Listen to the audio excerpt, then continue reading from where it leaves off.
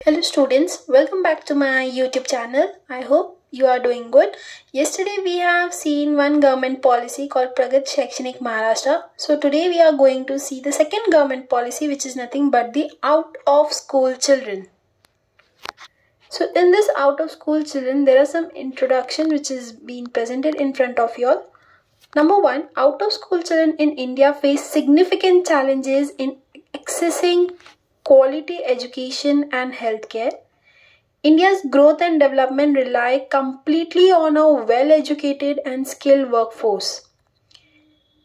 About the education, if we will talk about, is like primary education जो होता है वो एक crucial step होता है in building a strong foundation. जब तक आपका primary education is not very strong, आप एक building तैयार नहीं कर सकते.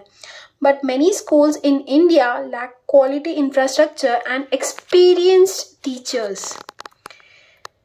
Disparities in education lead to split between the quality education and the quality students. Merit is not exclusive to affluent class. Affluent means high class.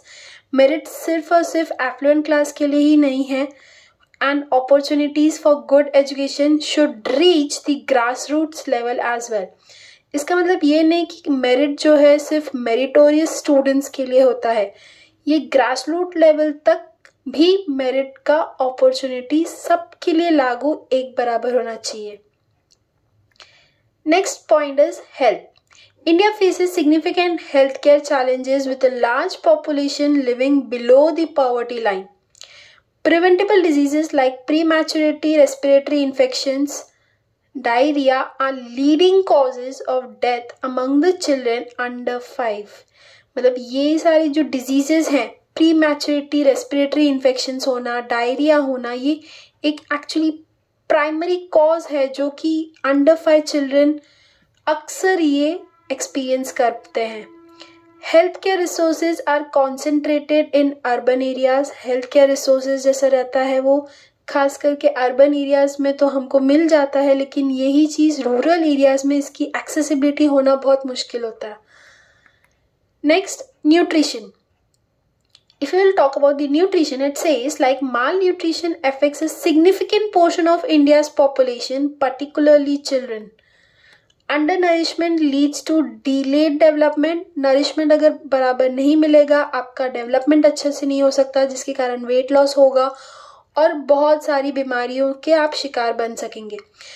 Poor nutrition affect करेगा आपके cognitive abilities को, brain के development को and the school performance. जैसे कि हम बोलते हैं पहले पेट पूजा उसके बाद काम दूजा. जब तक आपका न्यूट्रिशन अच्छा नहीं है, न्यूट्रिशियस फूड आप अच्छे से नहीं खा रहे हैं, तो आपका दिमाग कैसे चलेगा पढ़ाई में.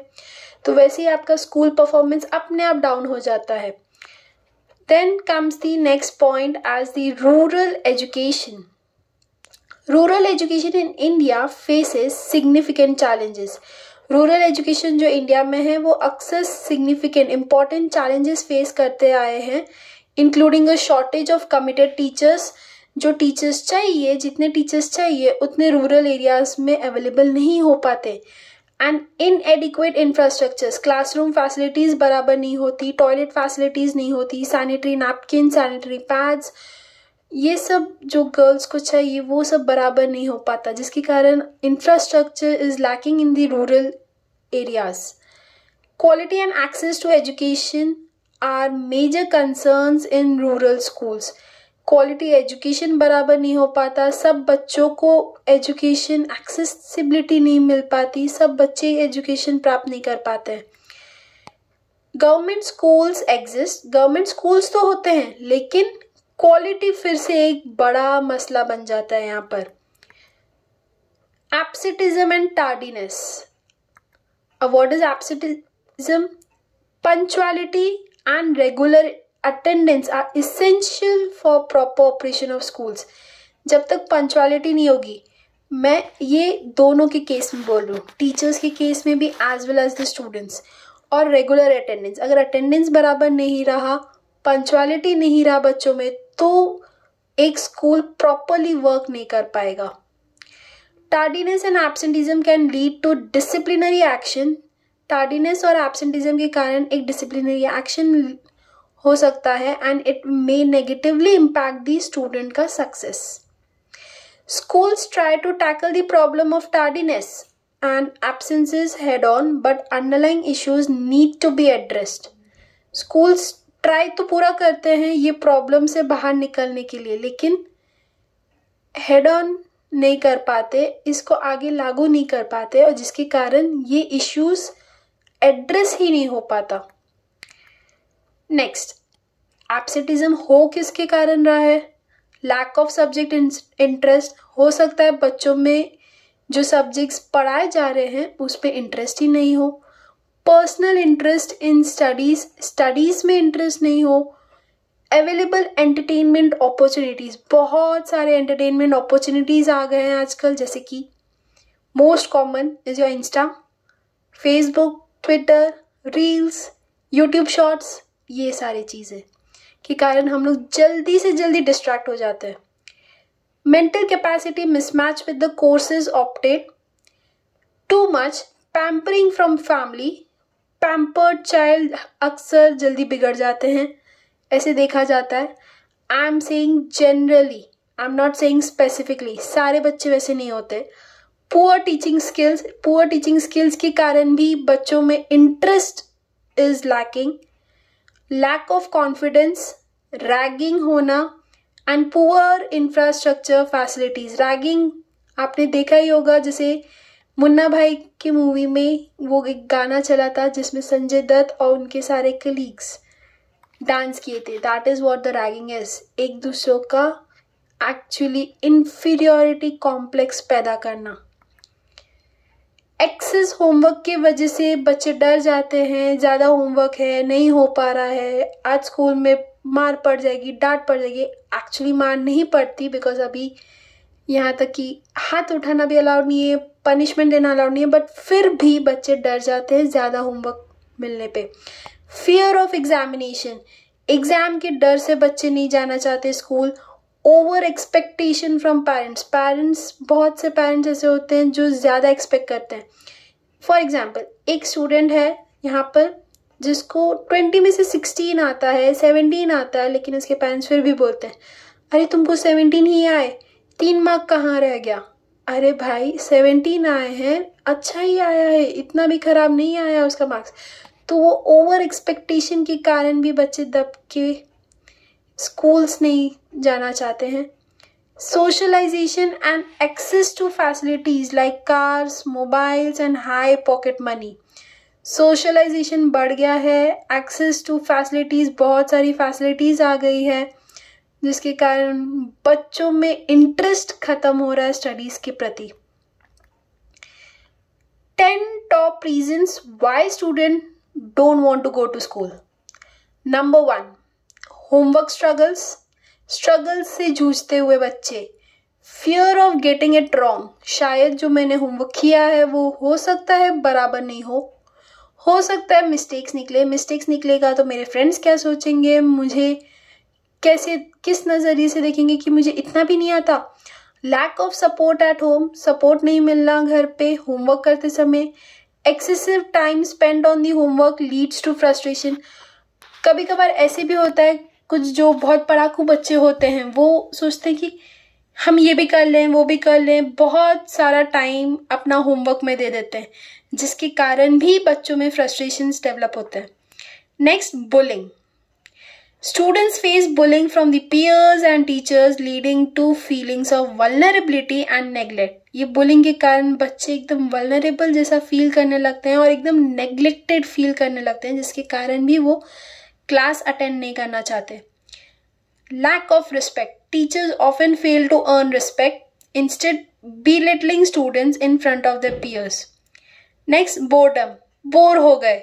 इसके कारण जैसे कि आजकल ट्यूशन्स बहुत जगह चलने लगे हैं, तो जो सिलेबस स्कूल में हो जाता है उससे कहीं आगे बच्चे ट्यूशन्स में कवर कर लेते हैं, तो इसके कारण भी बच्चे स्कूल नहीं जाना चाहते, सोचते हैं यही टॉपिक तो स्कूल में होगा तो मेरा तो पहले से ही प्रिपेयर्ड है, तो इसलिए फिर स्कूल मिस करना चाहते हैं.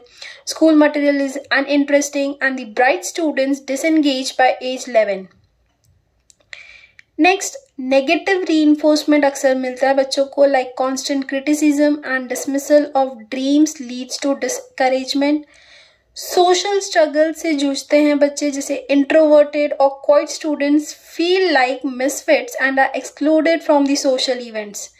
और ऐसे बच्चे सोचते हैं हम अकेले रहना चाहते हैं, हम एक कॉर्नर में बैठ जाएंगे, हम अपना काम करेंगे, तो जिससे कि भी वो लोग अक्सर सोचते हैं कि क्यों पार्ट लेना किसी चीज़ में।